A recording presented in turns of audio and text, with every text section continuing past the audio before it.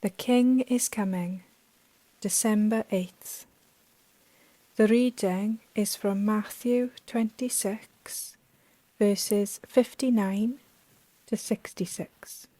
Now the chief priests, the elders, and all the council sought a false testimony against Jesus to put him to death, but found none.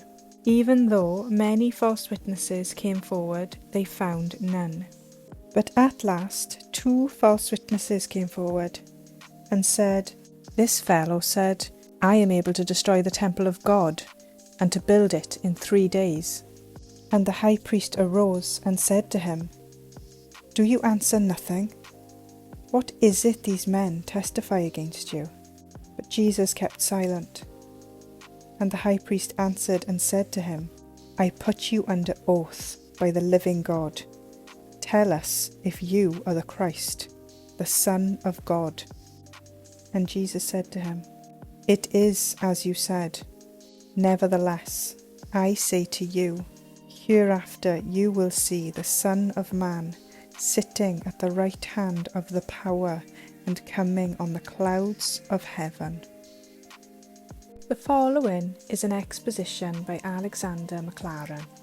A meeting of the Sanhedrin had been hastily summoned in the dead of night, which was in itself an illegality.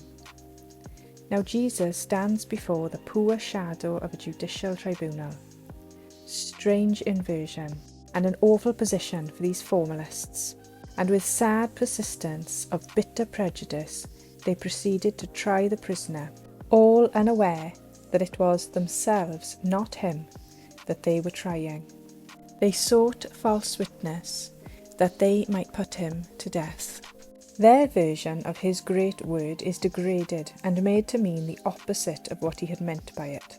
For the destruction of the temple had appeared in the saying as the Jews' work, and Jesus had presented himself in it as the restorer, not the destroyer, of the temple and of all that it symbolized. We destroy, he rebuilds.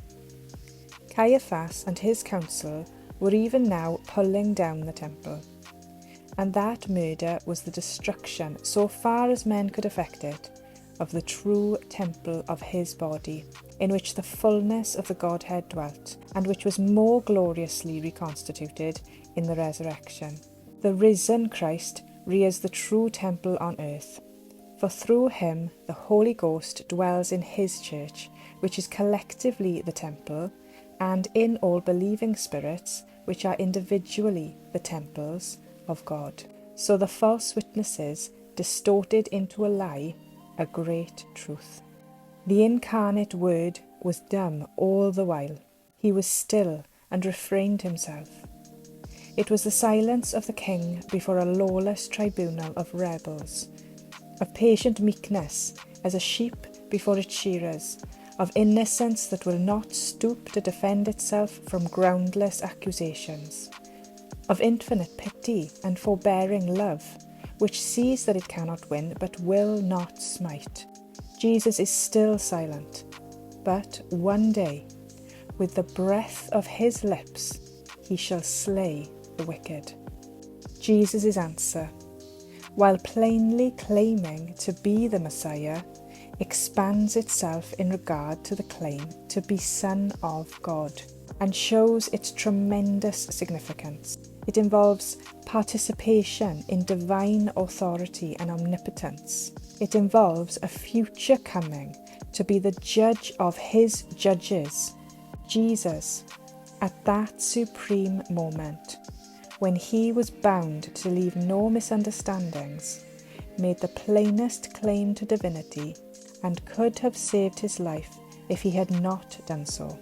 He is the everlasting Son of the Father, and he will come to be our judge.